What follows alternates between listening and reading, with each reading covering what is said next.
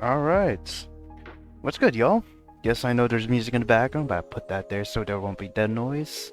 It's me, Kasin Koral, and I just learned that there is a Alpha 2.0 that's released for DevLog.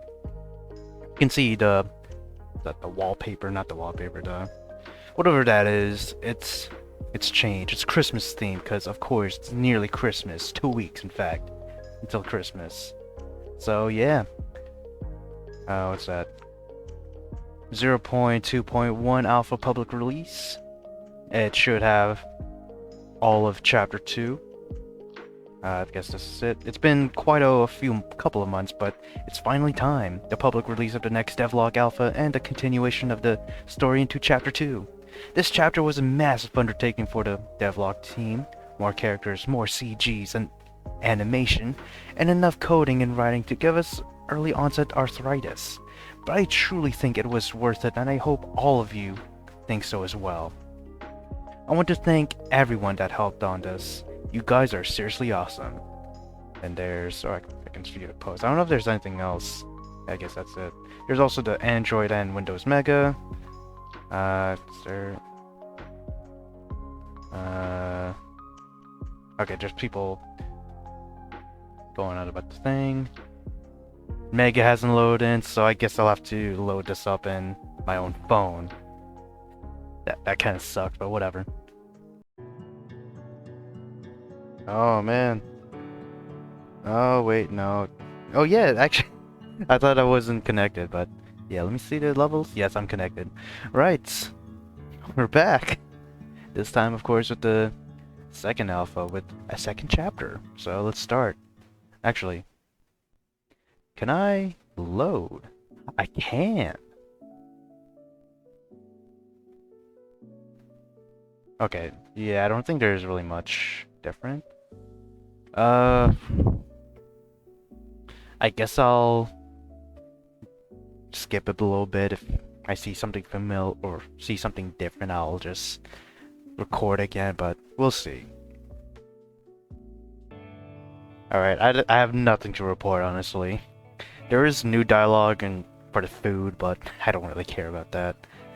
Right, let's go. There should be something new here, thankfully.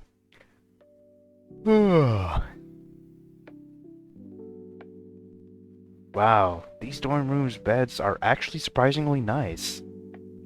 I figured that the dorms here would be as simple and functional as possible, but this is probably better than my own room back home. The walls are perhaps a bit plain, but I never found a band I like enough to get their posters, and even action figures or cars were more my dad's thing. Still, I appreciate the sturdy carpentry that has gone into making these beds solid.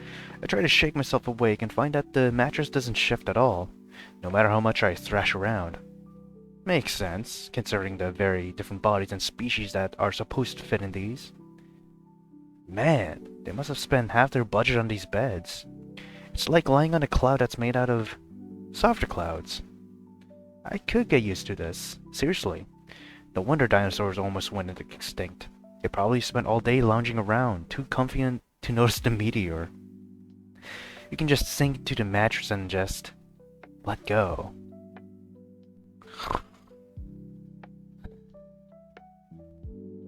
Wait, something is wrong. I'm comfortable. Too comfortable. Alarm bells are triggered in my brain.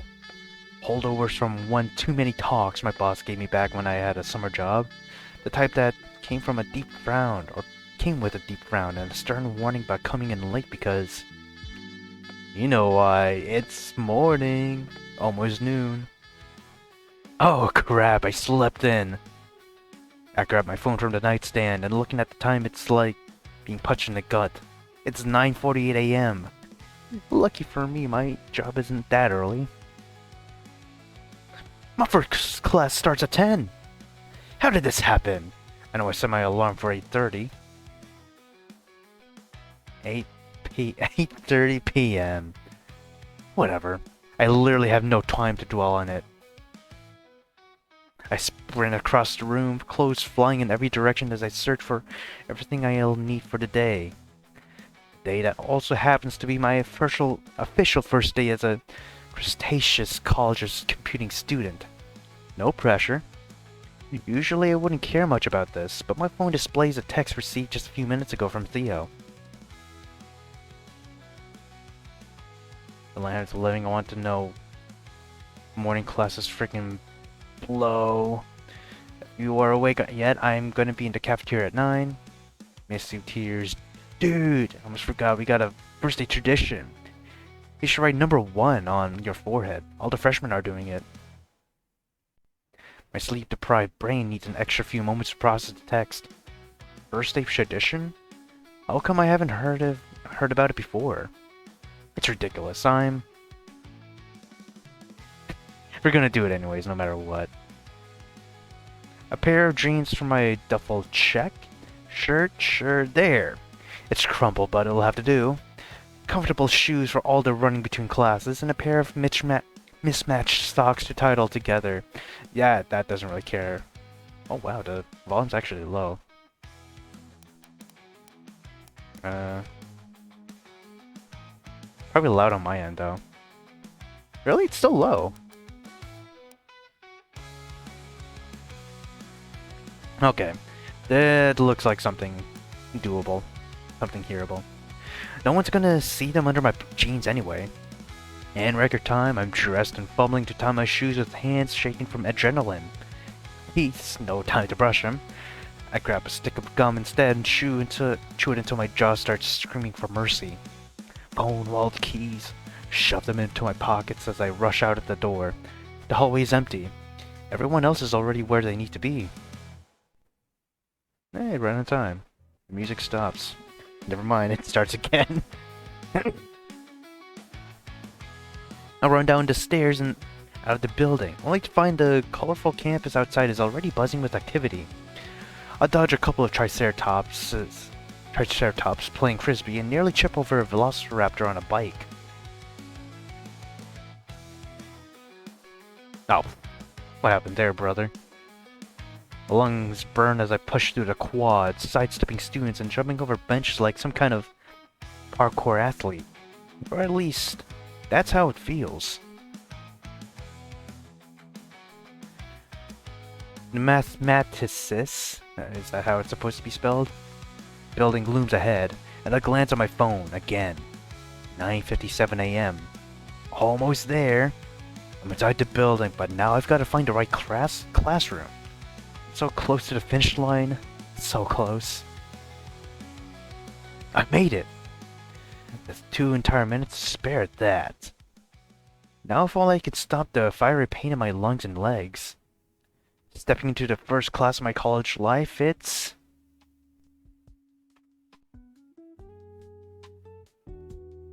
who knows? You know, hopefully I get to enroll into a technical college next year. Like February or so. Like automotive technician shit. Yeah, not exactly what I was expecting. I assumed all the classes would be a large auditorium-style rooms, a gigantic whiteboard dominating the whole back wall, semi-comfy seats, but this? It's a simple room with wooden desks and chairs, complete with metal legs that you just know aren't properly balanced. The desks even have a cubbyhole beneath them to hold books and whatever else you can fit. I mean, it sounds like it's... I mean, that just sounds like the standard beginner classroom, you know? I mean, I did have an auditory classroom, but that was for art. I was doing an art class that time. And when I say art, I mean art history. It was fun, but man, it was easy to sleep in there. At the very front, there's the teacher's desk and a blackboard. A blackboard. Not a white one for markers. A black one with tiny pieces of chalk under it. Or you can just call it a chalkboard, brother. This just looks like high school. I cringe at the thought of all the chalk scraping hell to come. As if math couldn't be bad enough on its own. Do I just sit anywhere, or is this actually like high school and we have assigned seats? I'd say I'd say it's just gonna be, you sit where you like. That's how it's always been for me. Beyond that, I need to consider that some students have wings and actual horns.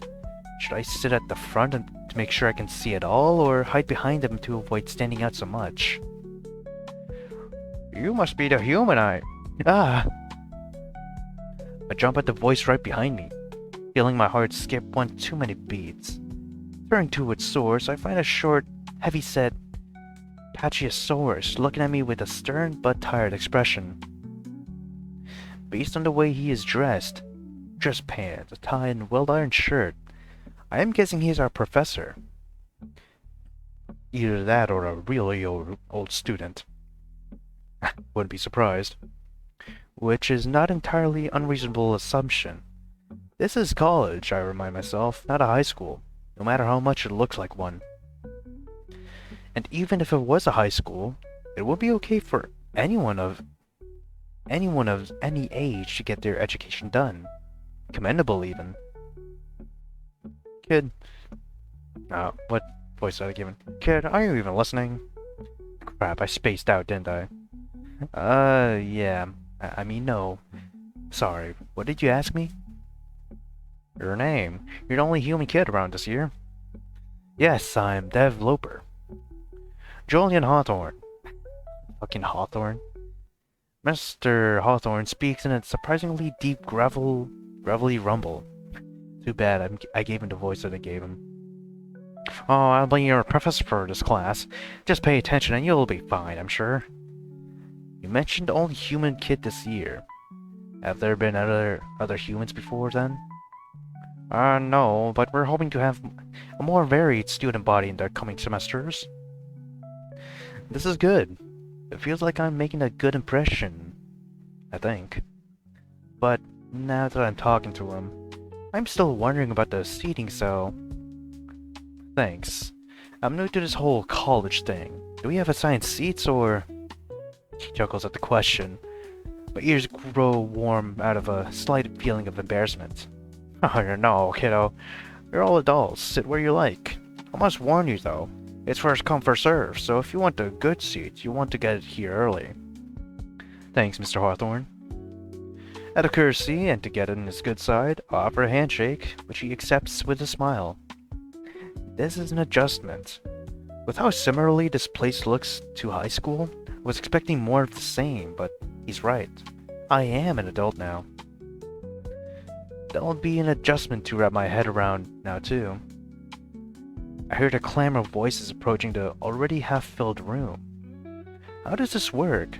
Is this like the guy code, where you don't, and I emphasize, you don't choose the seat next to one already in use?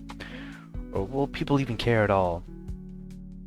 Like I said, if it's not taken, go and pillage, brother. I just take a random spot in the middle. Ideal. Won't make me look too eager, but I also won't have to squint to see anything important. I hear the professor clear his throat. Silence sets in. Some of you who have had me in other classes might know, my name is Professor Hawthorne. For the sake of those that have mistakenly walked into the wrong class, which happens far more often than I would hope, this is college algebra, an introductory course to advanced algebra.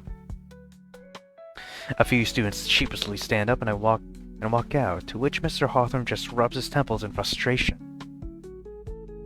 I double-check my schedule to be sure. Yep, my adrenaline spike brain didn't fail me. This is the right class. Anyway, for this first week, we will just be doing a refresher on what you should have been taught in your senior year of high school. After that, we will be jumping into the more fun stuff. Mr. Hawthorne gives an awkward, toothy smile. Despite his forced attempt at enthusiasm, no one in class can be bothered to offer so much as an uninterested grunt. Right. The rest of the class is exactly as he said. Just a bunch of stuff I half remember from high school. I have a feeling you, Snoot, and other people's notes are going to be a necessary resource this year. Buddy, I'll tell you this.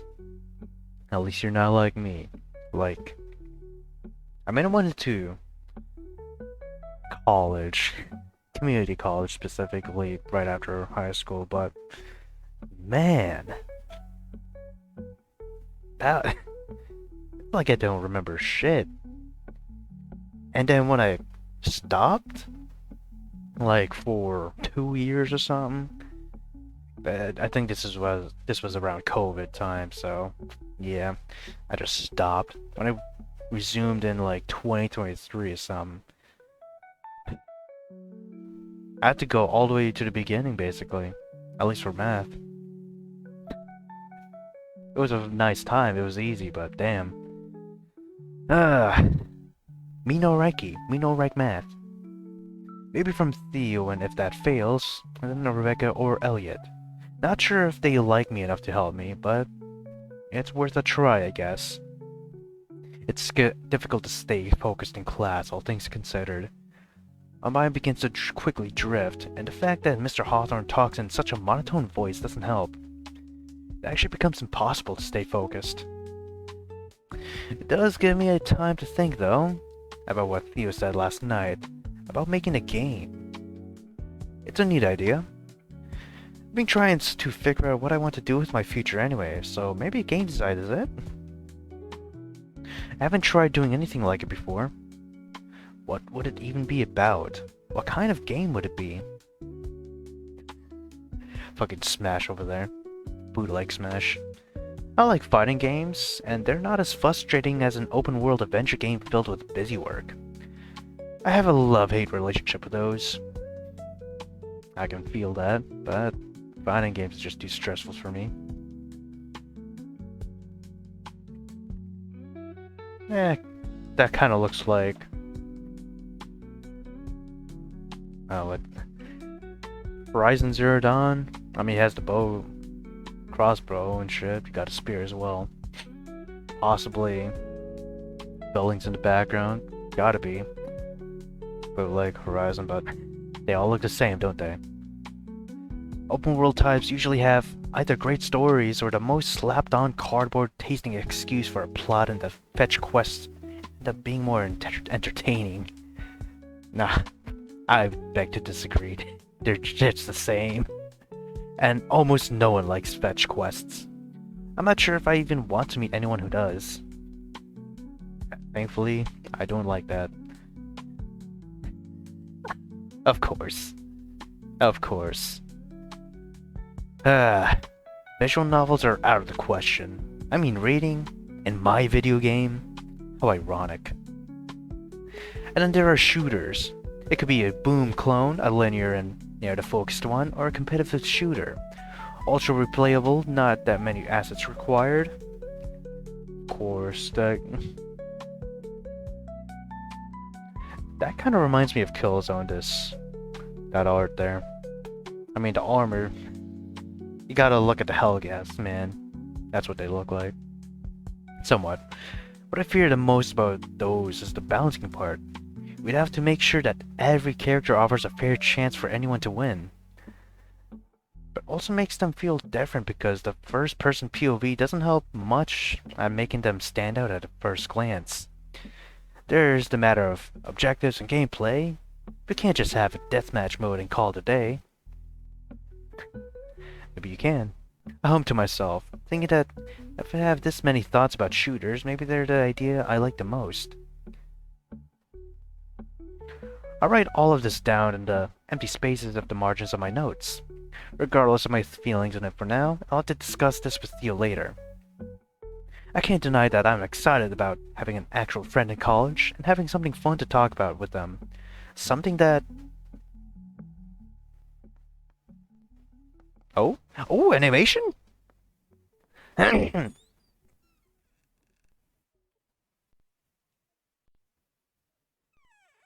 Got a new character? Oh my god. Yeah. I can say anything? Okay. Actually, that's the character that was in, oh, not this one. Yeah, there you go. Very cool. Very cute. My thoughts are interrupted by what could be best described as an absolute unit of an individual, trying their best to enter the classroom as quietly as possible. Unfortunately for them, however, it seems the world wishes to play the cruelest prank on them by making the door as ear-gratingly squeaky as possible. It even eclipses Mr. Hawthorne's chalk sounds. It creaks loud, long, and clear, making everyone's head turn in their direction. Hard not to be distracted by some guy with shoulders that reach 6 feet on their own, and a neck that is easily twice as long, if not more. The professor looks at the late arrival with quite a bit of annoyance. Mrs. Bennett, so glad for you to finally decide to join us today. That behemoth is a girl? I feel the need to slap my own face for my stupid assumption. I'm also getting the feeling that these two know each other. The large girl looks around the room as all eyes are on her, and her face turns beet red at the attention. I see her mouth something to Mr. Hawthorne, but don't hear anything at all. Just rolls his eyes and gestures for her to take a seat. Oh my god. I guess he wasn't joking about the seats. The only one left is the one right next to me. Oh, so it's actually filled. Does it say something about me that the only seat left is beside me? It's not a bad seat, and there's someone on my other side, but now that I take a look, they scooted closer to the seat to their left, conspicuously a few extra inches farther from me. The chair creaks too as the Brontosaur girl tries to adjust to the desk beside me, all while failing to make herself seem smaller. I just remembered I have laundry to have to dry. Laundry's in the dryer. Let's go. Her long neck bends down at a painful angle and rests on the floor, not wanting to obscure the person behind her's view of the board. When she's done accommodating her head, the professor gets back to his lecture. I, too, get back to my battle against passing out from boredom. I decide to write down any game-related idea I have, or draw an asterisk on every topic that I can't remember anything about. Math wasn't my forte, never was, but I do remember most of the topics Mr. Hawthorne lists on the blackboard. I wasn't half bad at them in high school, so I don't feel like paying that much attention anyway. At least you're more diligent than me. Back to thinking about other things. Maybe we could just start simple, like a basic platformer. A point-and-click game? Mr. Hawthorne claps once and I jump into my seat at the harsh sound. And that will be all for today. For the rest of class, just study the material and be sure to copy all the notes on the board. All the information about upcoming tests will be posted at the end of the week, and all of the topics too. Ooh.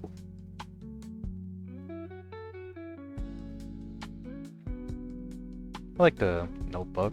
Plaid. Kind of see a plaid, probably button-up shirt underneath that jacket of the branch soar. A list of references and suggested bibliography can be requested at the library. Just mention my name and the name of the course, and the librarian will give it to you. Oh, shit. I realized that I haven't listened to a single thing he said, besides some random tidbits that don't really connect to one another. The value of X will forever remain lost to me if things stay this way. I'll quickly copy everything on the board. Take a picture of it. What do you mean? Stop making things harder on yourself. It's hard enough that you didn't pay attention. Just take a picture, and hopefully you can write it down later. It's only the first day. I'll figure it out, or something. The Brontosaurus girl next to me seems to be writing quite a bit down. Bennett, was it?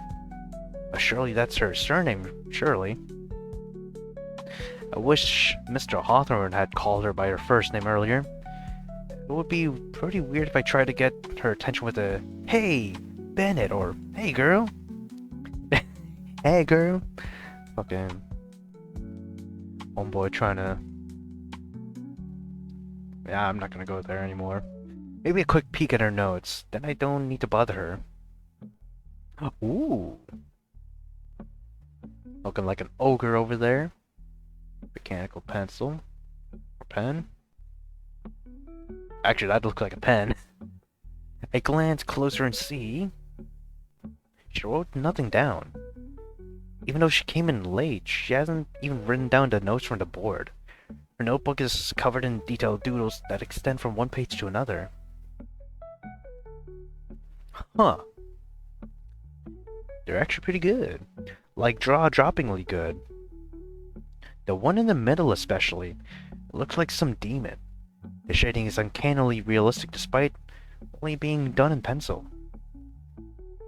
Although looking at it more closely... Is that... It's Mr. Hawthorne, but it's some weird Japanese demon thing. Probably Oni or something. A big club in his back and an expression of anger like those on old Japanese samurai ink drawings. Guess she didn't take the dressing down he gave her well. Can't blame her for that. Had it been me in her place, well, I don't know what I would do. Probably drop dead from the shame, to be honest. The drawing looks pretty cool, though. Glancing up at the Bronto to make sure she hasn't noticed me staring, I know she looks... sad. Does she not like her own drawing? It looks so good. Maybe I should compliment it. But would that come off as creepy? Like I'm spying on her? I guess I could ask her if she's doing alright. Then it's more like I'm only concerned about her. But I am also just some random stranger, so would I be overstepping? You know, if there was a point system right now, I'm guessing there's gonna be the second one. The first one probably either being where we go to the table and meet the girl, whatever her name is, Andrea. No, I don't think it's Andrea. But yeah, the fucking... the goth girl. The alt girl, whatever. We could get our first point with her. Or maybe it's when we were getting food with Theo. This is probably gonna be the second, maybe even the third.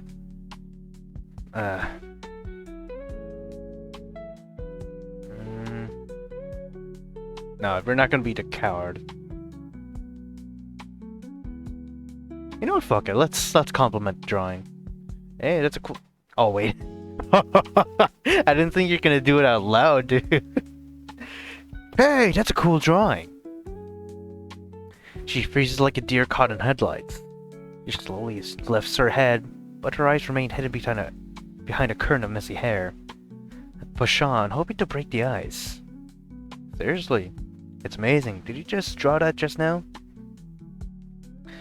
Her face flushes red.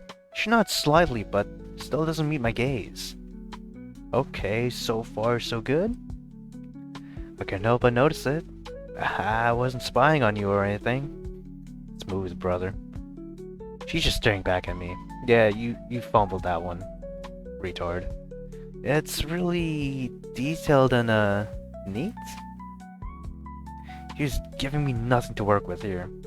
Her face is completely obscured by her hair, and she hasn't said a word since she sat down.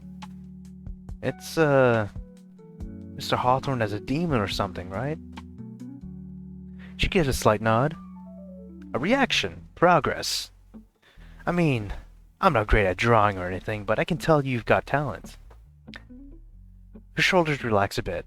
She tilts her head slightly as if considering my words. I'd love to see more of your drawings if you don't mind. Ooh! Okay, so we got a dino knight with a buster sword. Got a bug over there that kind of looks like the bug from Goodbye Volcano High. Just thinner. Just a drawing of a head on the top right. Suave. Beauty drawing on the bottom left. metal, kind of like, well, that's just raking the sword, maybe like Excalibur type shit. And then we got a Fed at the bottom right. Her head darts to the side before she slowly turns the page in her sketchbook. There are more drawings. Landscapes, creatures, abstract shapes, all meticulously detailed. Wow, these are awesome. She glances at me again, and this time there's the tiniest hint of a smile on her lips. I point to one of the drawings that looks like some sort of futuristic cityscape. This one is incredible. The details are insane. I can't even imagine how long it took you. Oh, that's actually cute.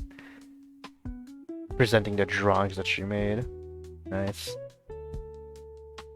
Her face lights up with a shy smile and she gestures towards another drawing as if to say, "Look at this one too."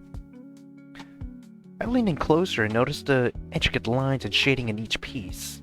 It's clear she puts a lot of thought and effort into her work. Do you do this often? He shrugs, nodding slightly. Well, if you ever want to share more of your work, I'd love to see it. I'm Dev, by the way. She nods and closes her notebook and pushes it towards me. At the top is the name, Emily. Okay, so she's shy, but at least a bit out. Can open up a bit. If you, I guess, do it right, what I can say. Nice to meet you, Emily. Emily Bennett. Interesting name. She gives a small smile and nods again. Now that we're actually on a first-name basis, I realize I could still use any help I can get. I take a deep breath in preparation. Maybe she took some notes. Better than nothing I currently have. Hey, I know it's a long shot since it came in late, but you wouldn't happen to take notes on what the professor went over, would you? I kinda zoned out for some of the class. Most of it, honestly. She immediately snickers at that before digging through her book bag. After a moment, she pulls out a weathered notebook and flips deftly through it to reveal the very notes I need. Huh. I guess she did take the notes after all. Great job, Dev. Even the girl that came in late is more prepared and focused than you. She probably did like Cliff Notes type shit. Or at least shortened it, you know? Not everything needs to be written down. I take out my phone and just snap a photo of the note. You could have done that with the blackboard, dude. Work smarter, not harder and all that. Thanks. I appreciate it. I still have quite a while until my next class. Might as well use the time.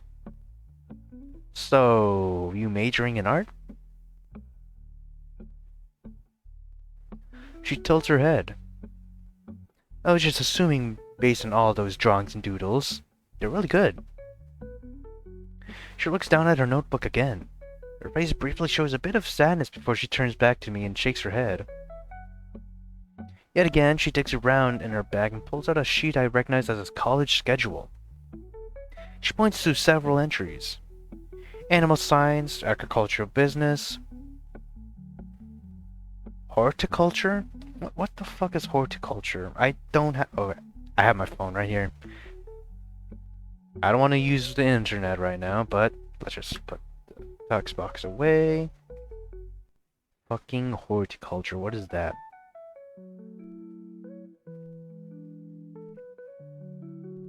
The science and art of growing plants for food, medicine, and aesthetic purposes. Huh. So basically, if you have a garden, you're this. You're doing horticulture. You're a farmer? Okay. Oh, okay. Okay. Wow. You got a smile out of that, too. That's cool. I've worked on a farm before, too, you know? Nothing all that fancy. Just a summer job. I was hoping I would get to drive one of those big tractors, but all I ended up doing was clean up messes and getting half my pant leg eaten by a pig. She lets out a mousy laugh, and I frown in mock annoyance. Hey, those things are terrifying. I can't help but notice something off about her laugh. It sounded odd. More like she was choking than chuckling. Yeesh. She must have a cold or something. Well, at least that would explain her lack of speech. My stomach growls loudly, pulling me out of my train of thought. I cringe at the inopportune noise. Emily glances at me, her lips twitching in what I can swear is amusement. Sorry about that. I kinda skipped breakfast this morning. Probably should go grab something to eat before my next class. Stand up and start grabbing my things, and a moment later, Emily does the same. It's only now that I notice that we're the only ones left in the room other than the professor. Just as we're both about to leave, Mr. Hawthorne's voice calls out. Ah.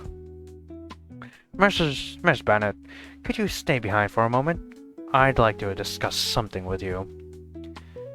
Emily freezes, shoulders sagging slightly. I mean, if you probably heard most of our conversation, especially about the drawings. Doesn't help that you came in late too. Emily freezes, her shoulders sagging slightly. She looks over at me, and I can see the embarrassment in the set of her mouth. I give her a sympathetic smile. Well, you around? She nods again, her head bobbing up and down slowly. I hesitate for a moment before turning on my heel and heading towards the door.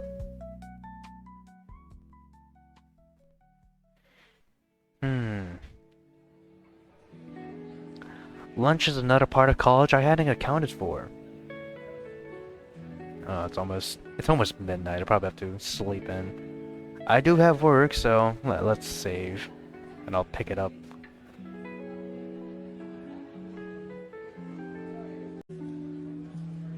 Alright, we are back. At least I am back, but I have something else, and it's not this tab. Yeah, I got a fucking webcam, and it has a ring light on it, so that's cool. Hell yeah, I just got this a day ago. I look shiny as hell. I mean, I just washed my face, and I got back from work, so whatever. Yeah, let's get into it, y'all. Lunch is another part of college I hadn't accounted for. Back in high school, we followed this strict schedule.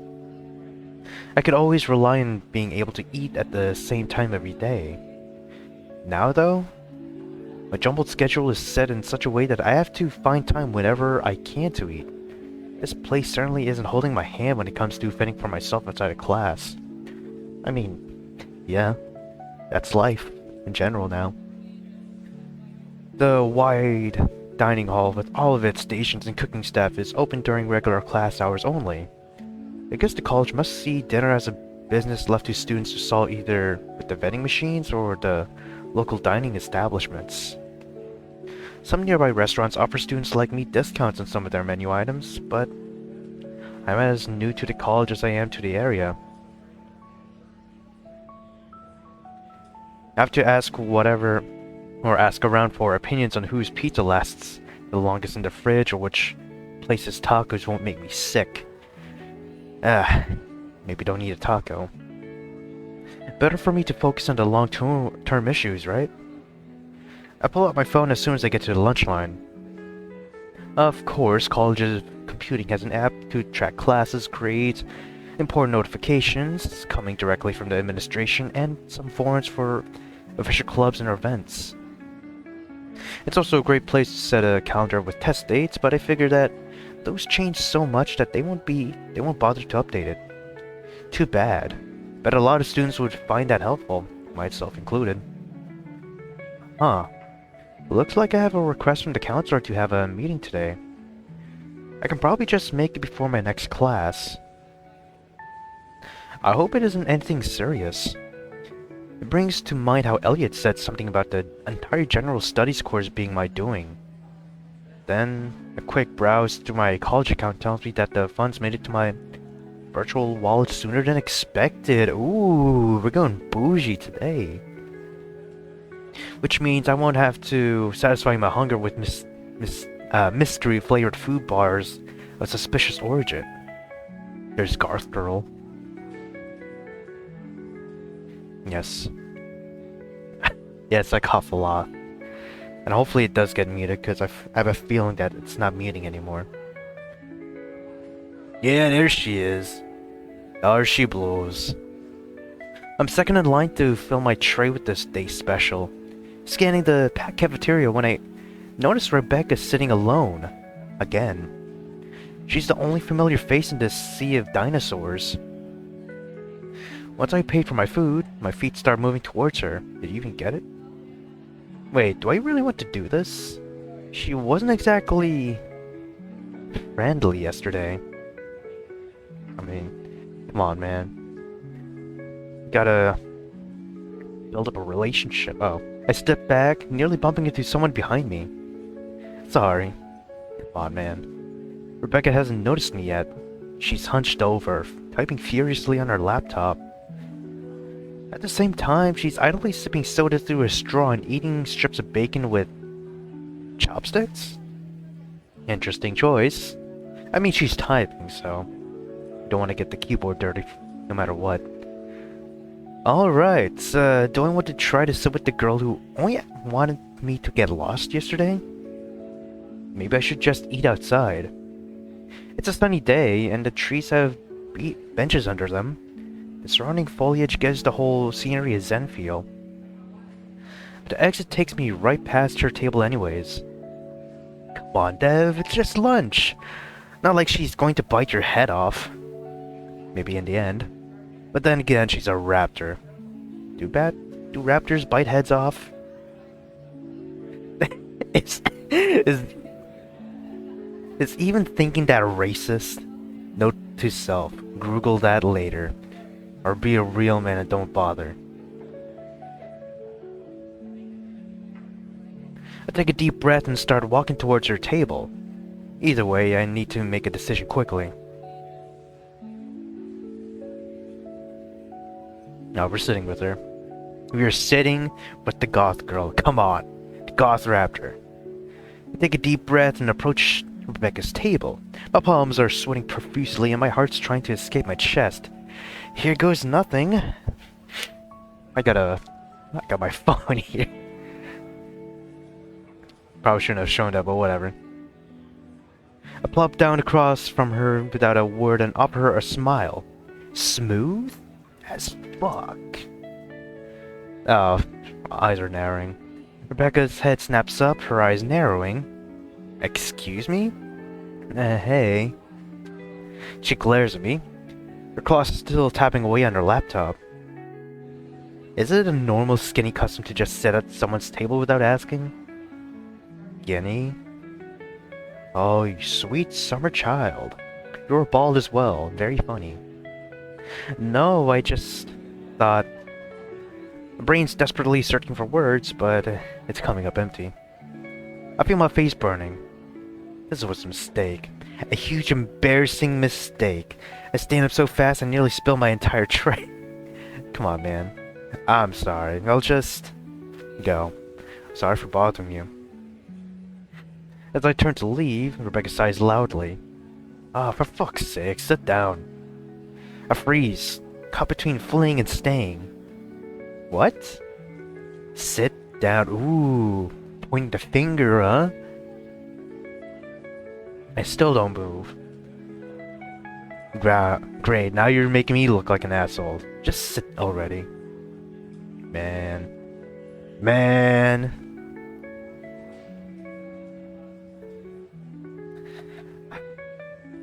She looks great, I'll just say that. I slowly lower myself back into the chair, feeling like I'm navigating a minefield. Thanks? But don't thank me. God, just stop making this so damn awkward. Okay, we got Rin and Tosaka here. Interestingly enough, we're getting to the Tsundere side of Rin and the Fate Stay Night gameplay as well. You beat Debbie route, of course. She's the one making such a big deal out of this. I simply nod, staring back down at my food. Another social situation effortlessly navigated, Dev. With the roll of her eye, she continues picking away at her bacon with the grace and speed of someone accustomed to handling chopsticks. It's a curious sight. So, why are you eating like that? She raises one eyebrow at me. You know, with the chopsticks? It keeps my hands clean. Can't risk getting grease on my laptop. Yeah, there you go. Fucks with the electronics, you know? Oh, right. That makes sense, I guess. But why not? A fork is cumbersome. With bacon, dude. She looks at the chopsticks in her hand for a moment and shrugs. I just like them. Well, there you go. Preference. We continue to eat our food in awkward quiet. The silence is killing me, so I try another approach. That laptop looks pretty sturdy. Was it expensive? Rebecca's eyes light up. Clearly this is a topic she's interested in. Very cool. Expensive. This isn't just any laptop. It's a top-of-the-line gaming rig. It's a frickin' monster more than anything. A PC? A portable computer? Ah, cool. This baby can run any game at max settings. It's got a... oh my fucking god. 7090 Ti, 64 gigs of RAM, and a 4K OLED display. That last part I can get. Actually, 64 gigs of RAM, that's cool too. I don't know about the 7090 Ti. That's the graphics card, I'm guessing. Fuck, how about you just live?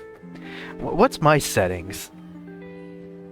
I think it's top of the line in fucking 08 or some shit. Well, I don't know about top of the line, but it was that thing, if I'm correct, like back then. Actually, look, I'll do that off screen. Oh my... Well, there you go. Actually, I just realized my thing's covering it. Hold on. Unlock it. Boom. I don't think you can see it, but it's an AMD FX TM 830 A350 8-core processor. Yeah, that shit's old. So, yeah. That's the bad boy I run. Let's put the audio mixer back here. Make this boy bigger and go back to the game. Yeah. How does that compare to this? Whatever this setup is. Oh my god. Geeking out, hell yeah. It's way beyond cool. Cost me a fortune, like $2. I nod, pretending I understand half of what she's saying. That's impressive? Rebecca scoffs. Of course it is. I thought you played games too? Console games, and even then, only ones I can find use that gameplays. Nice. My family never really had the cash for anything too fancy. That sucks. Bravo, Dev. Way to throw such a downer into the convo. I don't think that matters. I shrug in an effort to ease the tension. It is what it is. We lapse into another awkward silence. I take a bite of my food, desperately thinking of something to say. She goes back to typing. Her fingers fly across the keyboard, piquing my interest. You know what? Today I'm letting my curiosity win twice in a row. So, what are you writing there? Rebecca's fingers freeze over her keyboard. She looks up at me, her eyes narrowing again. Why do you care? I shrug, pushing my food around my plate. Just curious, I guess. And prepared to stay curious. It's nothing important. Come on, it must be something cool. Both times I've seen you here, you were pretty focused on it. She shifts uncomfortably in her seat. It's just stuff. Stupid stuff. Hey, if it matters to you, it's not stupid. Rebecca scoffs. You don't even know what it is. Is it something out of Wattpad? True, but I know it matters to you. That's enough, isn't it? She stares at me for a moment, then shakes her head. It's just... writing. Stories and stuff. Like I said, nothing special. That sounds pretty neat to me. What kind of stories? Rebecca looks away, her claws tapping nervously on the table. Just fan fiction, mostly. There you go. Wattpad stuff. She shakes her head. Never mind. I told you, it was stupid. No way, that's awesome. I wish I could write stuff like that. Never had much talent for it, though. You just gotta apply yourself, buddy. She looks back at me, surprised. Really? Are you screwing with me? I shake my head, brushing aside a twinge of envy. Not at all. I mean, you have something you're passionate about. That's more than I can claim. That's cool. That's really cool, honest. Rebecca tilts her head, studying me in an inscrutable gaze. You don't have anything you're passionate about? Got a hard time believing that. Everyone's interested in something. I shrug, suddenly feeling exposed. Not really. I tried a bunch of different things, but never found anything that actually clicked, you know? She nods slowly, her expression softening a bit. Yeah, I guess. So, would you be willing to show it to me? Your writing, I mean. Who knows? Maybe something or seeing your work might spark a deep passion for writing in me. Ugh, fine. If you really want to read it, I guess I could show you. Really? That's awesome. She rolls her eyes, but I catch a hint of a smile. It's like My Little Pony, My Little Pony Fallout shit. I'll be damned. Don't get too excited. You'll probably think it's terrible. I doubt that. But even if it is, who cares? You're doing something you love. That's what matters, right? Yeah, I guess you're right. Look, consider this a vote of confidence, okay? Close your eyes. What? Just do it, Dev. I do. Animation? CG? Oh, no. Not yet. I hear her take a deep breath before she begins to speak. Her words rolling out like the opening lines of a long-forgotten epic. Ooh. The great hall of Castle Elfenheil stretches out before you. A long red carpet runs the length of the room, its plush fibers thick and warm beneath your feet. A massive, open balcony spans the back of the hall, casting golden sunlight over everything. I picture it immediately. The red carpet feels rich and inviting. The warmth surrounds me as I stand there, taking it all in. Silk curtains flow from the high ceilings, billowing softly as if stirred by an unseen breeze. They shimmer with every flick of light. Around you gather beings of all shapes and sizes, some tall and regal, others small and nimble. My eyes dart around this imagined space filled with countless races, each one unique. I feel as though I've entered the presence of something grand and profound. Something like out of Star Trek or Star Wars. At the far end of the hall stands a massive throne occupied by an enormous red dragon, scales glistening like jewels under the golden light. Much of its body is cast in shadow from the bright light at its back, only its piercing eyes visible.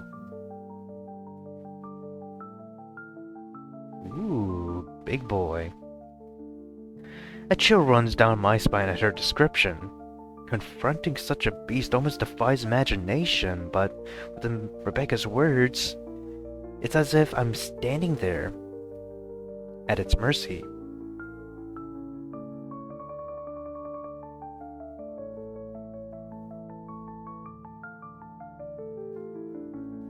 A smaller dragon walks forward with unshaken legs, and bows low before the towering figure.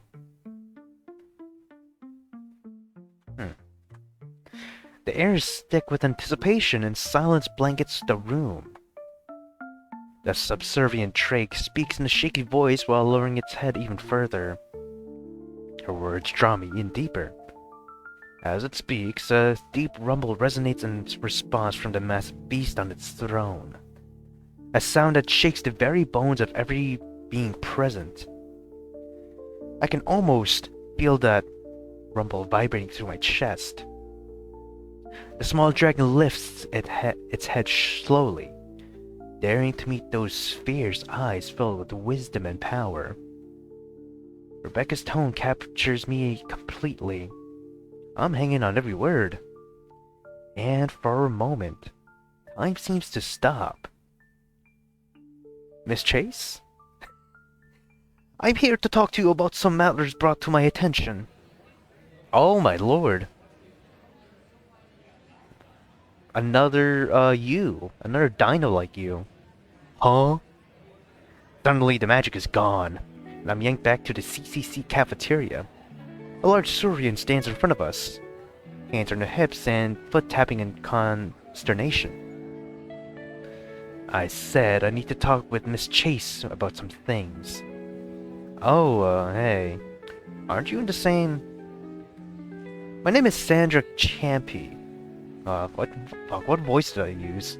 Oh, my name is Sandra Champy, assistant to the student union head, and I am here to inform you of several complaints made against you. What? You were disrupting most of Mrs. Harper's class.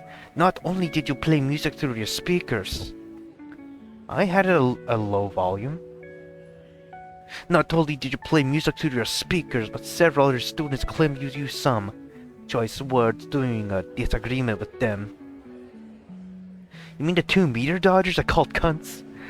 Kind of deserved it since they were acting like, well, cunts.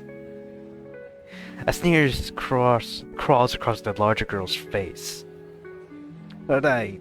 Well, I'm fine with keeping these out of the ear of the counselor, or worse, the head of the student union. As long as you apologize to the students and at least use earbuds.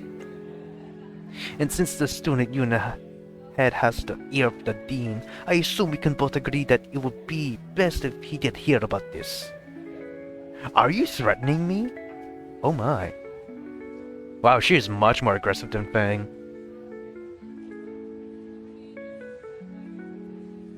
Well, go right ahead, bitch. Tell him. The guy's like best friends with my brother. As if I would care what some college counselor has to say.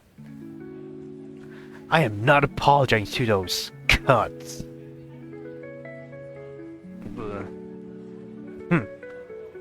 The large girl walks away with a huff. Wasn't that a bit much? I know her type. A goody two-shoes that thinks they can make everything perfect by getting on people's cases. Right, and the two girls? The ones you called, cunts? Video dodgers? Yeah, them. What did they do? They wouldn't shut up. All class they just talked and talked and talked. Part of the reason I turned my music on. If I couldn't concentrate, then neither would they. Neither would the rest of the class. Look, Skinny, don't think just because we share one moment that gives you the right to lecture me. I don't know why she keeps calling me that or what it means, but I find myself getting annoyed with how much she's pushing back on this. I'm not trying to lecture you. It just seems like a bad idea to lash out because two other girls are being rude. Her jaw tightens as she shifts in her seat. I don't lash out. I mean, I've been trying to be nice, but you keep snapping at me too. Insulting me. Rebecca's expression quickly shifts between a myriad of emotions. Annoyance, frustration, sadness? I didn't mean anything by it. I was just joking around. Ah, damn. That one thread of our relationship, our acquaintanceship, I guess. Seems like she's hanging on to that one. Joking or not, it feels like you're just waiting for an excuse to insult me. She looks down at her bacon bites, sharply jabbing at them as if they personally offended her as well. Look, it's not personal. I joke with everyone. Well, it doesn't feel like a joke to me. Rebecca huffs and glances back at her screen, avoiding eye contact. You're way too sensitive then. I feel my irritation bubbling up. It's hard enough trying to fit in without being treated like some punchline. I'm just trying to get along here. You don't have to make it harder. She opens her mouth like she wants to respond, but then just shuts it again. Whatever. I guess I'll just leave you alone then. I really did like your story, by the way. I wish I could have heard more. Ah, damn. Hand on the forehead, it's over. It's over for this day. We can try again, like, I don't know, 2 days from now or something. I push back my chair and stand up, tray in hand. Her silence hangs heavy between us as I turn away. As I walk toward the exit, I hear her voice behind me. Dev. But I don't turn around. The cafeteria buzzes with life around me while I leave Rebecca there in silence. Ah, well, there goes you. For a moment, I feel bad for leaving things this way. But I just don't feel like dealing with her right now. Fair enough, but damn. That is tough. And what's more tough is that I need water. I mean, that shit's empty. Look. Yeah. Reserved. In the middle of my walk to the counselor's office, I realized that I never bothered to ask anyone for directions. I should have asked Rebecca, but going back after the way I left, I can't imagine that would work out very well. Plus, I have another class in less than half an hour, so I can't backtrack now. Looks like I'm going to have to ask a random student for directions. The thought alone makes me want to retch. What the fuck? Eventually stop, the Stetocosaurus walking towards me, scrolling through their phone. I blurt out my question as fast as I can, and they gave me a weird look for bothering them out of nowhere. I mean, you said that shit fast, so you kind of sound like a spastic. Hi, do you know where the counselor's office is? The weird look doesn't disappear from their face, causing me to squirm. After an awkward stare, they eventually gave me directions. It turns out that I'm closer than I thought I was. And I also get a snarky comment on the fact that the school lab has a detailed map. I open it to double check, and yep, it's there. Feeling horrible, I apologize for wasting their time. No problem, dude. Is there... Shit. They start walking away before throwing one more weird look at me over their shoulder. By the way, you should chill out, man. It's just college. Leaving me with that odd nugget of wisdom, they turn and briskly walk in the other direction. Right. Just college. Somehow I doubt that will radically change my approach going forward. I mean, this is like the time where you can literally just drop out. Like, whether you want to with your parents or not, you can just drop out, or at least pause. Before I'm able to put too much thought into that little bit of wisdom I hear, I hear the familiar ping on my phone. Huh. I don't recognize this number. Oh. Sup, Skinny? It's Rebecca. Oh, I can actually click on it. I like that. I remember that in Wani. I don't think it's in Snook game. I don't even think it can be updated to be like that. Maybe it can. I don't know. But yeah, kind of like a fuck. What's her name? Rebecca Goomba, like the round Goomba from Super Mario World. Who is this? Rebecca. Theo gave me your number. I'm trying to see that profile pic that Dev is using. It just looks like him giving a simple goodbye. Okay. And the picture you sent? There's a little goof my roommate made me. I like how Rebecca's picture is just that crazy, I don't know, perspective of their face. Top down. Top 0.5 top down, I think. I've been sending these to like everyone. I just don't get her at all.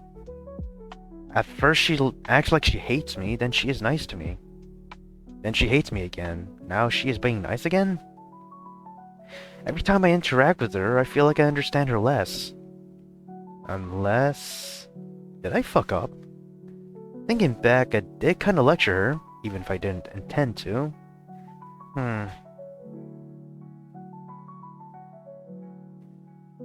I'm sorry? Homeboy typed in the command. That's funny. He typed in the command, but you know what? That's admirable. There. That will show I liked her image. Maybe now things will go more smoothly. I continued until I reached the counselor's office. I raised my hand to knock before noticing a sign that says, "Come in," with a smiley face. A little smiley face. I pushed the door open and slide inside. Cutie? The counselor's office is a cozy room. Comfy cushions, motivational posters, and stacks of papers decorate what would otherwise be a rather cramped space. Interesting. It is roomy. It is cozy. I like that. Okay, we got the punished counselor here. That's interesting. However, the homely vibe ends at the Lionel Messi leaning back in her chair behind the desk, eyes tightly shut in an expression of frustration, and a can of soda held at to her temple. Without even opening her eyes, she gestures to the push of chairs on the other side of the desk. You Dev? Oh, you know my name. Hi. She sits forward, her messy hair bouncing around her face as we both get a good look at each other. To say she doesn't look like a college counselor type would be an understatement. Her rather casual, messy clothes turn an intimidating look on her face, and most conspicuously, the numerous scars patchworking her scales tell a different story altogether. Then there's the eye patch covering her left eye. Not to mention that as I move closer, I can't help but notice a smell that sadly reminds me of a part of home I wish to forget. Interesting. A frown reflexively appears on my face as she shuffles around the papers on her desk. You are the only human around this semester. I wouldn't be doing my job if I didn't know who you were. My ears start burning at the familiar answer. I wish it wasn't that simple, but it is. Until the novelty wears off, I'm going to stick out like a sore thumb among my peers. Mind if I smoke? Ah, God, no, it's your office. I cringe. Along with the motivational posters, there's a smoking sign literally right behind her. The irony seems lost on the counselor, who fishes around in her desk before withdrawing a large cigar. It's not that big, but whatever. Kinda disappointed me in the size department. The woman lights her... Huh? The woman lights her it. Interesting. Her it. And it blows a perfect circle of smoke towards the roof where I notice a clearly disassembled fire alarm. Pop less. She follows my gaze and gives me a toothy grin. Don't worry about it too much.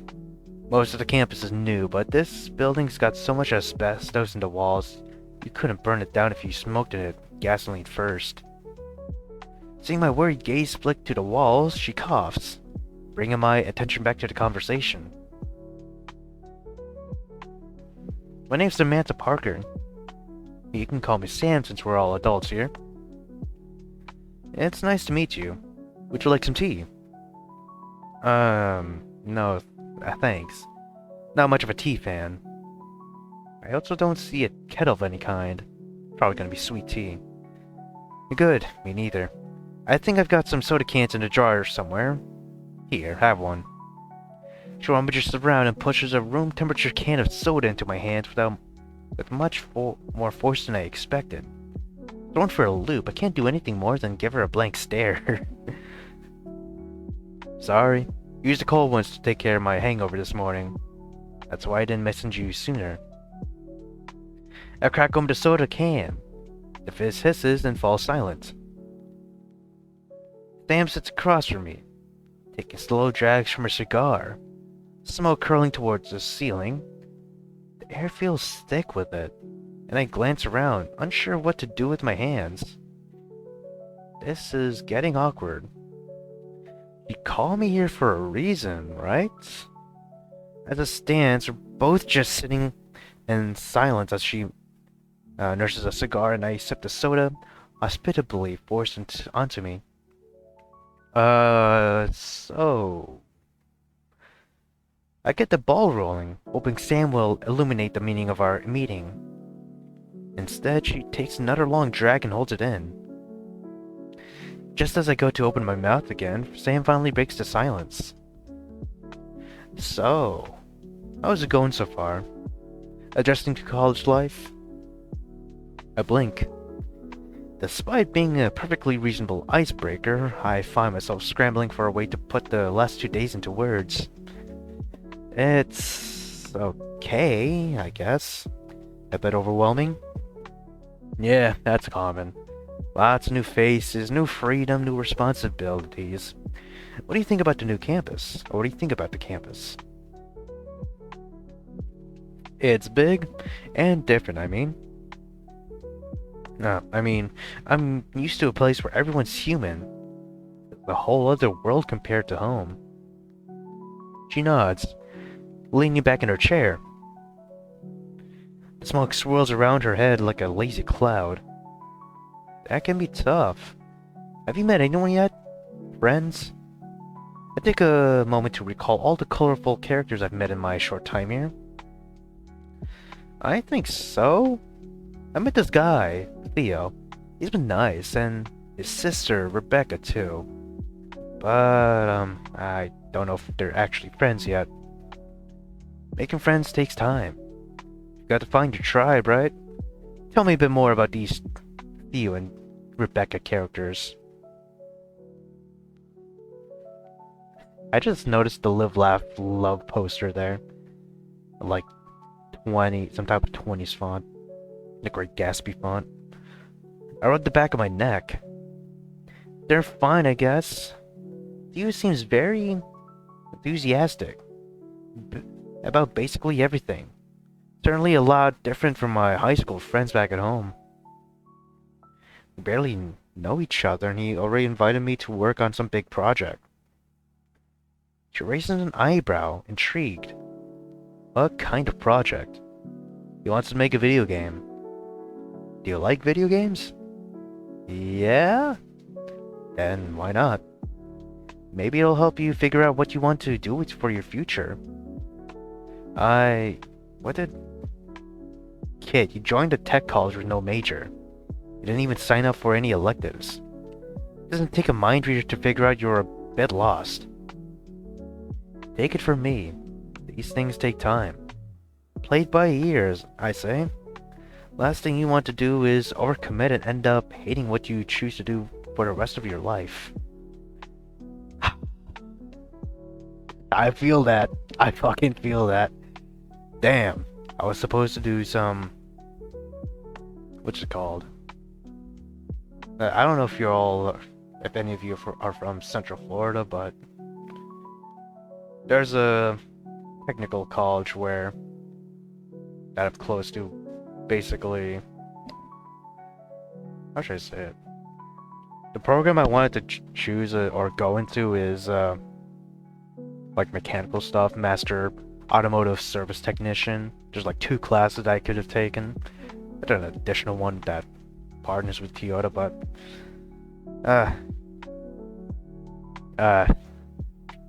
I'm just gonna say that it's a very competitive thing, a very competitive field. I didn't get the seats. I didn't get the fucking seats, y'all. So, yeah, it's that. I don't know what I'm gonna do. Oh, I'm still thinking of going to the automotive field as a mechanic, but I just don't know where or with who. I swallowed down the nerves, unsure if one situation is better than the other. I just want to get through my first semester without completely embarrassing myself at this point. I sat back, sipping my soda, waiting for her next question. Oh. I jump as the alarm on my phone goes off. Looking at it, I'm reminded about my next class coming up soon. A class which happens to be on the opposite side of the campus. Great, so I'll have to book it if I want to make it on time. I get up to leave. Before you go, I want to ask you about your home life. Why exactly? In both of my questions, you mentioned something about home. Your old town, your old school. Just wanted to know if you're homesick. He shrugs. It's a normal feeling for a freshman like you. I don't feel homesick. Why do you feel offended by that? Oh, or at least you look offended. Have you talked to your parents today? No, I haven't talked with them since I left home. Really? Any reason why? Family issues? I really need to go, and I really don't want to have this conversation. Yeah, you're avoiding this shit. No. I've been pretty busy the last 2 days. Getting settled in, classes and stuff. Yeah, sure. Give them a call, kid. I'm sure they miss you as much as you miss them. Sure, maybe. Yeah, he does not like his home situation. My thumbs circle each other. Her innocent suggestion burns my mind as I go to leave, but I have neither the time nor the mindset to meditate on it right now.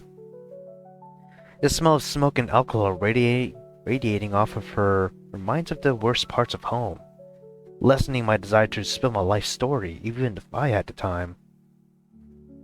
It's tragic, ain't it? Is that all, Counselor Sam? I really should get going to my next class. She nods tiredly, dismisses me with a slow wave of her hand. Yeah, you're good to go, kid, and don't be a stranger. I know my appearance might make it seem otherwise, but my door is always open.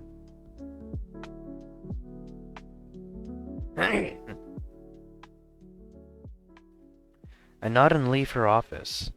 Turning back, I see her return to her papers and the old computer by her side. And for the second time on my first day, I'm running late. Any reasonable person would realize there's no hope in just sauntering to class. But upon recalling how Mr. Hawthorne had welcomed Emily, I don't want to test how well I'd hold up to such a dressing down. I run as fast as I can, skipping steps and trekking through stretches of grass, blowing right by several signs that clearly instruct me to keep off the grass. I'm gasping for air by the time I find myself standing before the door to the music room. My hand hovers over the knob and I'm about to turn it before my ears perk up at the gentle melody of a violin just inside. Damn it, class must be already in session.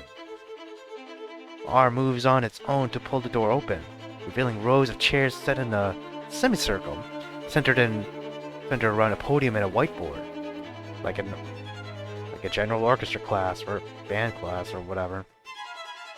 Oh, okay. A gray Triceratops girl stands alone behind the podium. She lovingly holds a violin, one hand letting the bow travel gracefully towards the strings. Her eyes closed, and a small smile dances across her lips. Her body slowly sways to the rhythm of her melody. I become conscious of my gaping expression. Finger taps along out of sync as I try and fail to follow along with the tempo out of impulse. I have no idea what song she's playing, but it's beautiful. Let's see if I can find out the fucking tempo.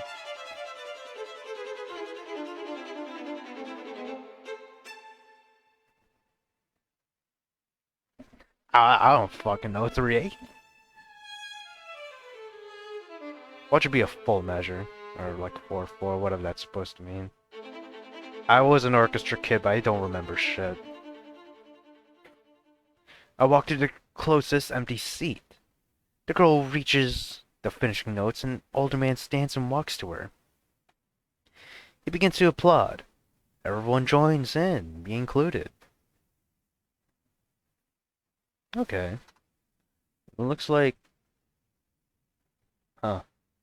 That does not look like an orchestra classroom that I know of. Or a musical class, I should say. Interesting. Well, the highest I've reached in orchestra is high school. Like third year orchestra. I could have been in my senior year.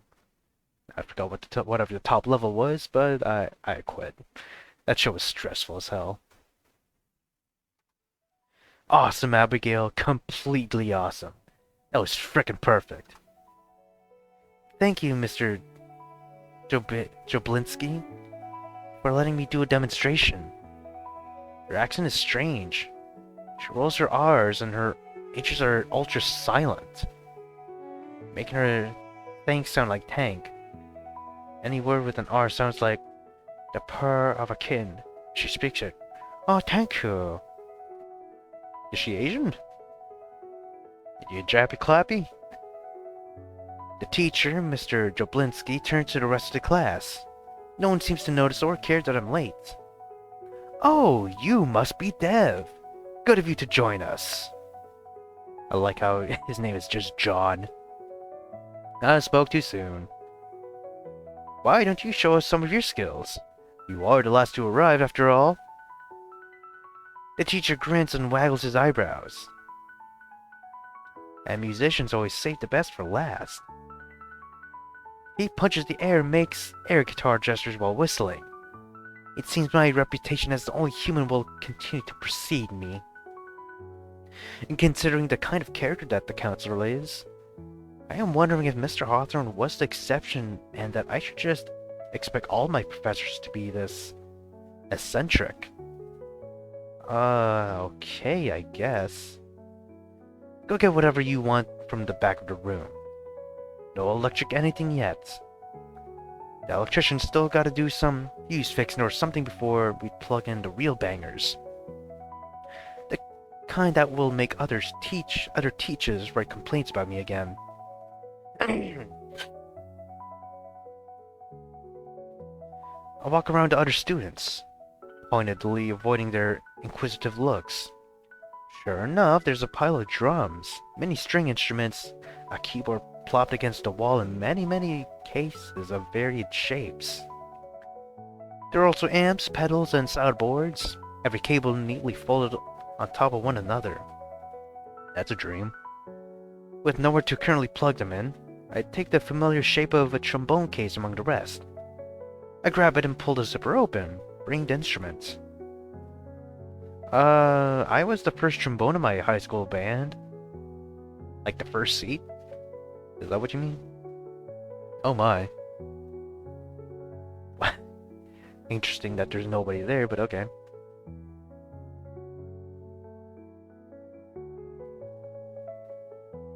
I have no idea if that black thing is supposed to be a TV or if that's just like a speaker. Probably a speaker. I walk slowly to the front of the class, thinking that even if it's not the sexiest instrument, at least I wasn't the first triangle in the band. Okay. I briefly wonder if there's something as sad as a second triangle in bigger high school bands. There I stand, in front of eager and expectant eyes, while I fumble with the braces and eye the mouthpiece. It looks dry and a bit dusty, so I thumb at it to remove some of the soup. Well, I bring the instrument to my mouth, pressing my lips together, and start playing First Nation Army starting notes, my arm arcing back and forth methodically. The results are questionable on their own. It would have been acceptable for a marching band making the rounds around a football field. But I'm on my own. My hand slips more than it should when landing on the notes. Out the corner of my eyes, I see the gray tricera from earlier cringe. My cheeks are burning. What a goddamn shame. I stop after a few seconds. I'm gonna close my door real quick.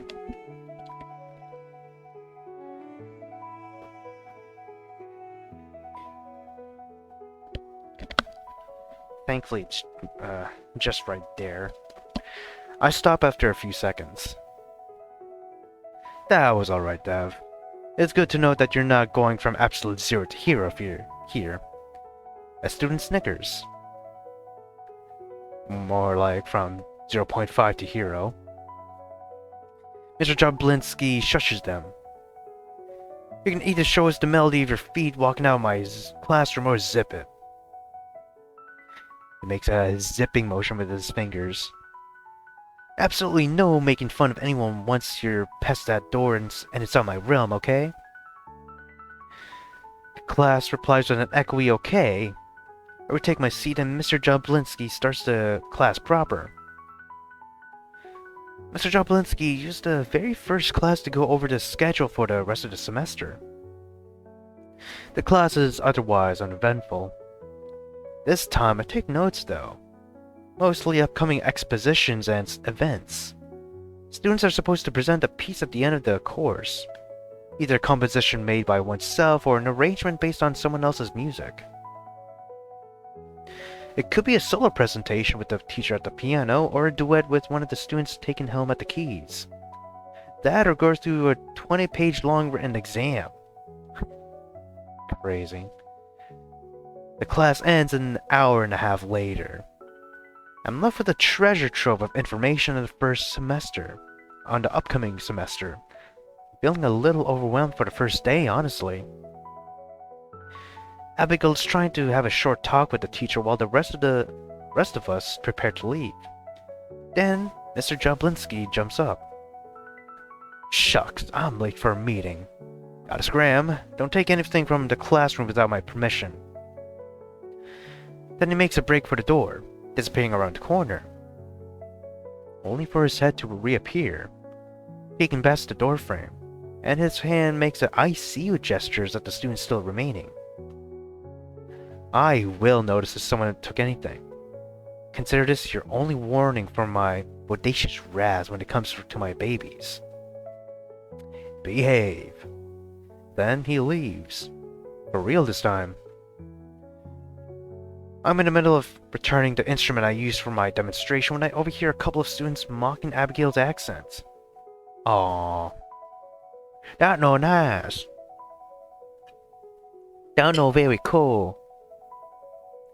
They mock her strong R's and her silent H's while saying goodbye to her, calling her Little Miss Perfect. Perfect? How the fucking perfect? I don't fucking know. She turns her nose up at them as she packs her violin. It makes my blood boil. I can't take your face seriously, brother. Look like something out of Dragon Ball. It makes my blood boil. I guess I was right that this place is just like high school. Are we gonna do something or...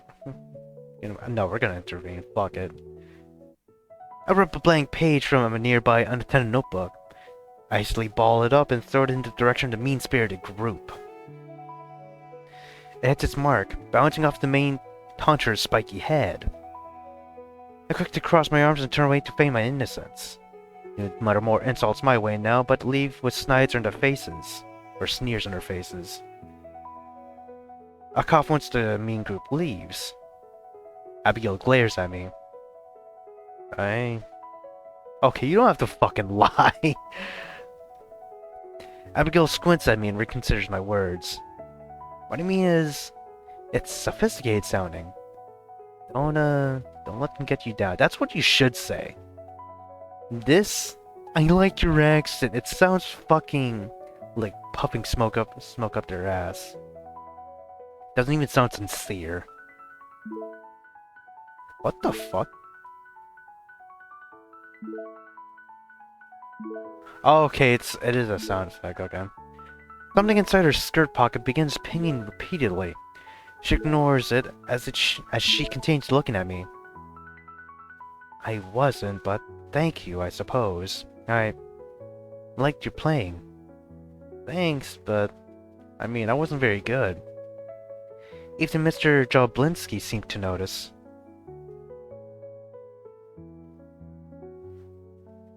It was certainly an interesting instrument you played. It looks so cumbersome. I can't imagine it is easy to play. I mean, you get used to it. Trombone? I mean, I guess so. I take it you never played in the high school pep rallies? Her face drops. Oh, I was homeschooled. That is actually interesting. I'm pretty sure there's some interesting statistics that, at least for the US. I don't know if they do better or if they do worse. I'm just gonna say it, fuck it, why not? That's cool. Taking a good look at her now, she's prim, proper, and elegant. Standing ramrod straight, with perfectly combed hair. I have no idea how to reply in the ensuing silence. Her phone keeps ringing off the hook, notifications pinging one after another. It's giving me anxiety at this point. Are you going to pick it up?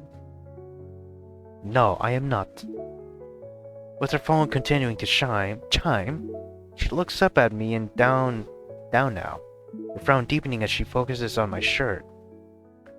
Her clothes. I look down at myself. Sure, my shirt's a bit wrinkled and my jeans have seen better days, but it's not like I'm planning on walking down a runway. What's wrong with them? She begins digging around in her bag before pulling out some sort of small spray bottle. What are you?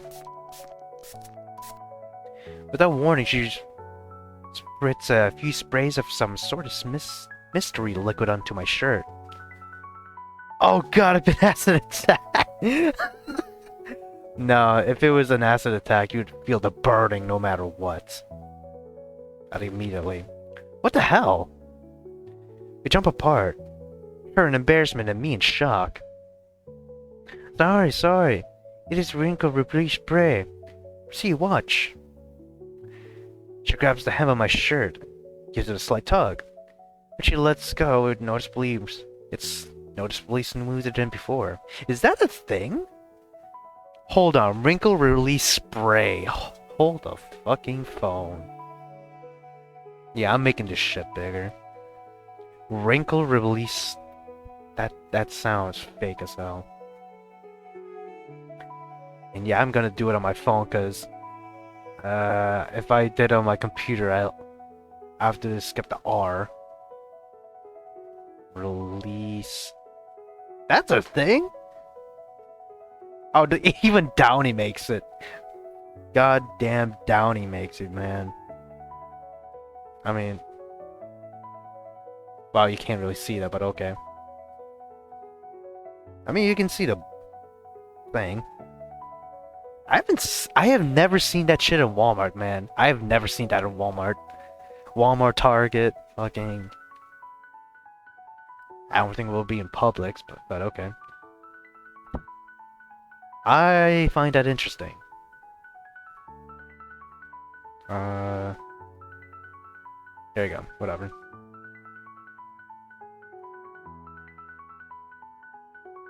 Oh, that's cute. Adorable. Afterwards, she wilts in embarrassment, her cheeks turning pink. I find myself just as bashful for freaking out over something so small. Something helpful, even. Huh. Well, thanks, I guess. Sorry again. I just thought I would help. It's fine. Just maybe a warning next time. She shakes her head fervently before holding out the offending spray bottle in both hands. No, it was rude of me, but please take it for yourself. I have several more back in my room. Think of it as my apology to you. I gingerly take the bottle from her, inspecting it. I mean, I wouldn't have thought of it myself, but it could clean me up on days that I find myself rushed. Alright. Yeah, thanks. Your name was Abigail, right? Fucking, Scandinavian, possibly. Ilya. I mean, yes. And you were Dev? It's Dev, actually. Nice to meet you. I timidly hold out my hand, not sure if it's the proper etiquette or not here. She lightly accepts the handshake with a smile and a nod. It is good to meet you too, Dev. Her phone beeps again. This time a flicker of annoyance shows on her face. She fidgets with the strap on her violin case, clearly trying to ignore it. I can only guess why. Maybe I should ask about it?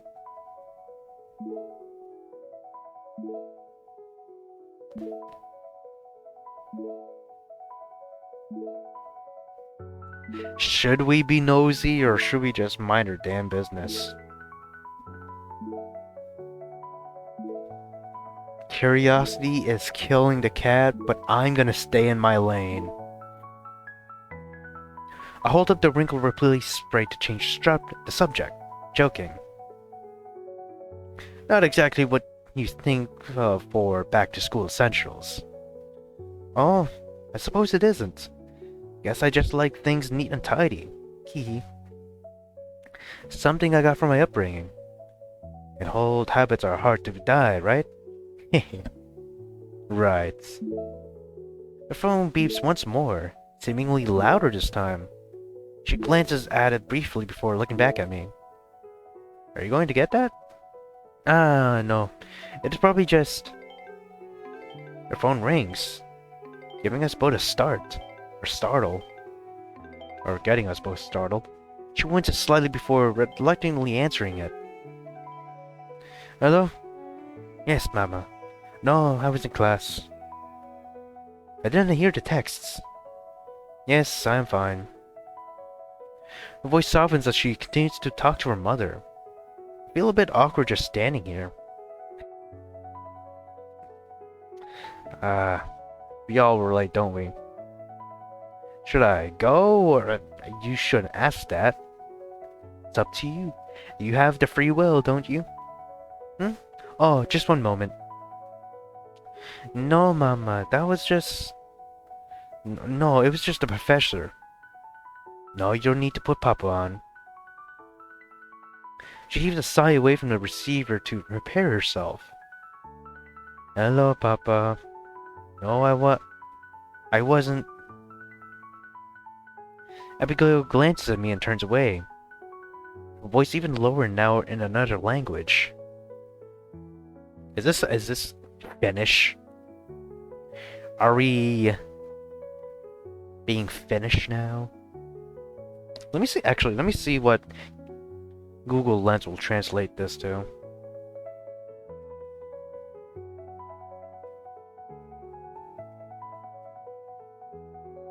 Oh my god. There you go. I don't want to search the whole thing, damn you. Translate. Believe me, I was just in class and didn't hear... I didn't intentionally not answer my mother. I didn't argue, I just tried to explain to her that... There you go, that's that text according to Google Lens. Hopefully it's good enough. I shift my weight from one foot to the other. I'm feeling more awkward by the second as Abigail continues your phone conversation in a language I don't understand. Her voice is low and she keeps glancing at me as if she's worried about me overhearing something important, which is frankly giving me too much credit. With my menial grasp on the English language as it is, I think I'll just head out since you're busy. See you tomorrow? Abigail purses her lips, clearly disappointed at the disruption but unable to get out of it. She places the phone to her chest to reply. Yes, of course. I will see you then, Dev. Alright, catch you later.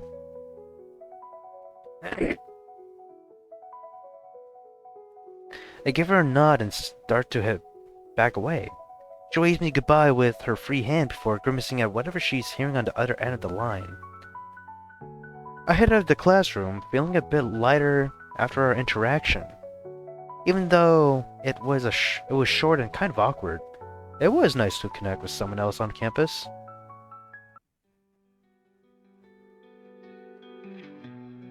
I checked my phone to see that Theo had texted me earlier saying he'd be at the library until it closed. I stopped by my room before heading there, figuring he could use some help with whatever's keeping him late. History homework, I imagine. And despite how Cantor Sam's whole vibe rubbed me the wrong way, I think she was right about seizing the opportunity I have in making a game with him. Before any of that, though, I figure I should at least try and call home. Yeah, first full circle, I guess. Sam recommends calling home. Dev disagrees, or at least someone considers it. And then he sees fucking... what's her name? Wow, we just met her and I don't remember her name. Kill you? Is it kill you? Oh my god. Hold up. Abigail. It's Abigail. Oh my god. Abigail got a call from home. You know what? I think that persuaded Dev to call home. The advice of Counselor Sam. It's probably going to be like our checkpoint thing. Or what is keeping us in check, or at least monitoring our progress. When I get back to my dorm, I'm quick to pull out my phone and call home. Images of Abigail's change of mood pressure my mind. Someone picks up with that line, a beat of silence passing before they answer. Hello? Who is this? Hey, Dad, it's me. Another beat of silence. My palms begin to sweat. Hello? Can you hear me? Huh? Oh, yeah. Who is this again? It's me, Dad. It's Dev. Oh, hey, champ. How are you doing? Me and your mom haven't heard from you since yesterday. I didn't call you yesterday. What? Yeah, you did. We talked about, yeah, We definitely talked about, His words are a slurry of syllables crashing against one another. Is he really? Dad, we didn't talk yesterday. Yeah. Well, it took you long enough to call. You know, I heard about how those cold-blooded girls go crazy for us warm-bloods. I bet you were too busy drowning in Dad! Embarrassing, he is. Dad, are you drunk? What? I am not drunk. You sound like you are. Dad. What's up? Are you drunk again? Look, Dev. Work was pretty rough today. I just had one drink to relax and unwind. Was that one drink before or after work this time?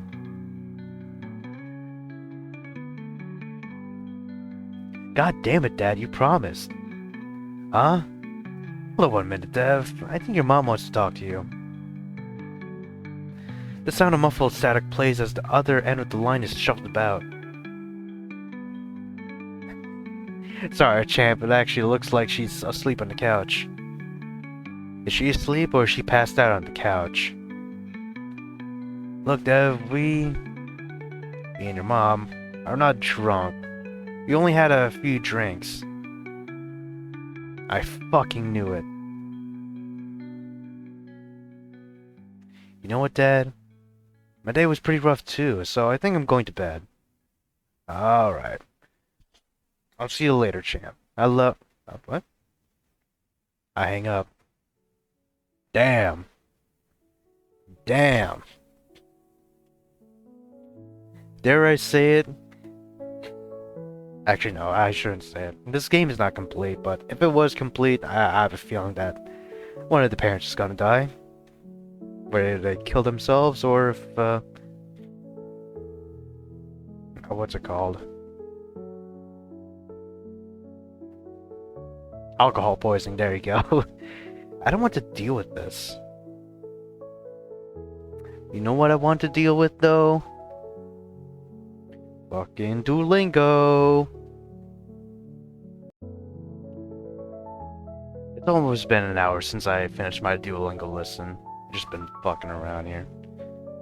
I don't want to deal with this.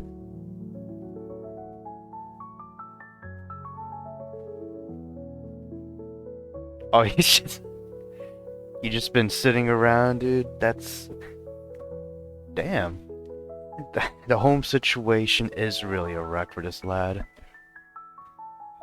Hopefully he gets, like... if this does get finished, hopefully the home situation does get better. Somehow. Or maybe the best solution is just for him to get away from it all. I think I finally have an answer for Counselor Sam's question. I'm not homesick at all. I feel envious of Emily, Rebecca, and Abigail. I wish I could wriggle my fingers around on a pencil, a keyboard, or frickin' maracas to be able to create anything. Make something of myself more than the child of a pair of drunks. Counselor Sam, and all of her foul-smelling wisdom, is right about something. I can't afford to let opportunities pass by me. I couldn't do anything about the situation back home. Still can't, I guess. Doesn't help that you're literally somewhere else. But I can do something about my situation here. I dial Theo's number. Hey man, what's wrong? Why do you assume something is wrong? Well, you were calling me rather than texting me like a normal person, so I only assumed. Whatever, listen. You were right, so I want to deal with you. That's funny. Funny way to put that. No context. There's a pause. You know, I am very flattered, but I don't think I'm interested in you that way, buddy. But thanks for the offer. That came out wrong. The game, Theo, the game. I want to make it with you. Oh, really? That's cool, man. You don't sound as enthusiastic as last night. No, I am. It's just... I'm being serious this time. Is something wrong? You sound pretty mad. If this is about what I texted you this morning... No, let's just say families are complicated. Right. Hey, Elliot should be back at the dorm and I'm nearly done with this tower of books I've got going on in the library. Want to meet us over at our dorm and hang out for a bit? You never did finish Rock Ring. So you're still in the library. Do you mind me coming in there? Absolutely not. Come on down, man. Yes, sir. Also, we got the activate windows finally popping off. But you might see it in the text box. Luckily, today is a light class load day. I may not have taken him up on his offer, but it only feels right to help Theo out with his history assignments if he needs it. The dude's already done more than enough for me in other ways. Following the map into CCC map, or the Triple C map I shall call it from now on, this time easily finding the library and Theo torturing himself in the middle of a very literal tower of books. As I approach him, I see that more than half of the books on this table aren't even about any sort of history. He hears me get closer. His eyes twinkle when he sees me. It's all about coding or something. Aw, man, you didn't draw anything on your forehead. I have some semblance of dignity to conserve, and I don't need help whittling it away any faster this year. I pick up a random book. Advanced Quantum Mechanics. Why? Why do you have this? Dude, what the hell? Is this for one of your classes? I sit in the chair next to him. Huh? Oh yeah, but that stuff was easy. History though? Who cares what dead people did? Wild sentence. Okay, fair enough. But why didn't you put any of them away when you were done? That's what the librarian and her assistants are here for. I frown at him. Look, I'm going to help you as much as I can. That's a given. But you're putting these back in their rightful place because my grandmama did not raise me that way. My parents did, but I don't want to be that way. Mentioning her out loud makes me realize how much I miss Grandma, especially in the wake of my phone call home. I grab another book, this time about actual history, and ask Theo what he covered in class. Ottoman Empire. Okay. Easily enough located through the records. There's more than enough info about it to go around though, or go through. And we don't have to cross-reference many texts to find all the bullet points that will be in Theo's next test. I too have general history as one of my courses, so this will help me quite a lot. Theo hasn't mentioned if the tutor for his course is the same as mine, and we're too busy trying to overcome his poor information retention to focus on anything else. I'm just looking at the time on my phone. To be fair to him, it is an absurd amount of info, and I can see why Theo asked for help in the first place. I ended up suggesting flashcards. He seems happy with those. Gave a beaming smile there. My sis once tried to help me that way, but she isn't as patient with me like you are. He grins at me. Seriously, thanks, dude. Remembering how fondly Rebecca spoke of Theo, and how fondly he's speaking of her now, I feel another pang of envy. Although I am reminded of something she said, or called me. Hey Theo, what does skinny mean? Shh. He quickly silences me, looking back and forth over the library. You can't say stuff like that out loud in here. Not unless you want the librarian to bring campus security on us. And trust me, she will. Do you really not know what the word means? I came from a mostly human town. Never heard anyone use that before. Who called you it then? Your sister. Dang it, Rebecca. Ah, too much edge. I am assuming it isn't some Saurian nickname for humans like I thought. No, it is. Just not a very nice one exactly. Just call it a slur, okay? That's all it is. So she was insulting me then. She has a unique way of talking to people. I doubt she truly meant anything by it, but look, I'll talk to her about it, okay? It's not that big of a deal, it's fine. I don't want you two arguing on my behalf. She shouldn't be talking to you like that. Trust me, it's fine. Let's just forget about that for now, okay? Sure. He's right, I shouldn't dwell on it. I mean, it was a single argument. Despite it, I can't help but feel happy for how the day went.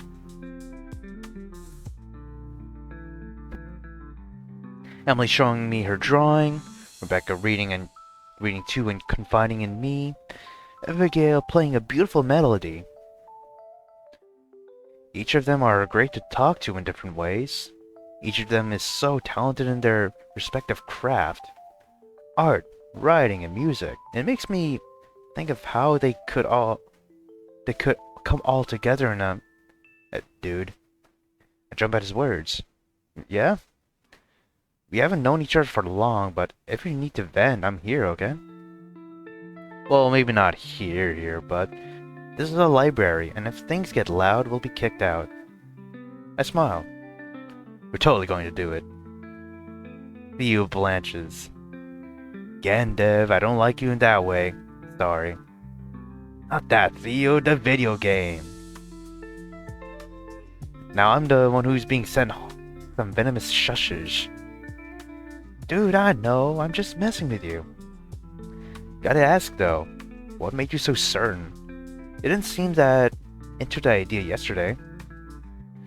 I guess you could say I had some revelations.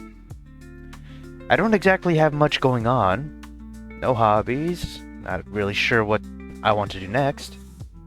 But what I do know is that I like games and I can't just pass up on opportunities, so I guess that's why I want to give game design a try. He blinks twice. An ear-to-ear grin appears on his face in an instant upon hearing that. Hell yes, dude. This is gonna be sweet. Another volley of violent shushes sent our way. Both of us just laughed them off before returning to our silent studying for the time being. Game creation can always come later. Yeah, Ottoman Empire first. The end. That ended faster than I thought, but I enjoyed that. I really did. There's Rebecca. I don't want to take up the whole thing. I want to have Rebecca there, cause fuck it. Right. So that was the... What version was this? The 0.2.1 version that I played? Me going to Panda Buy, hell yeah. But we're not doing a Panda Buy video. There you go. DevLog Alpha 2.0. Well, 0.2.1 Alpha Public, but yeah. It's basically the second chapter. I enjoyed it. Like the fact that... Damn, what's her name? Hemet? Basically this girl, you know, she's new. She's absolutely new. Can you even see her? No, you can't. Yeah, there you go. Homegirl's new.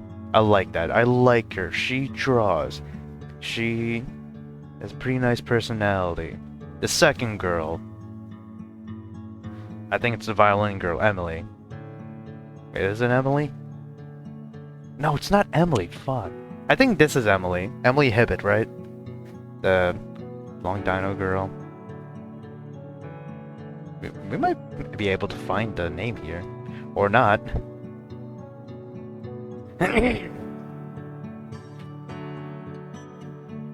I guess not. Yeah, the other girl, what's her, the Finnish girl. I liked her too. And you know what? I can kind of relate to her. Violinist, bullied, but not really much in high school. Middle school though, that was a shit time. God, 3 grades and I got 3 grade periods and I got the shit out of the stick in those years.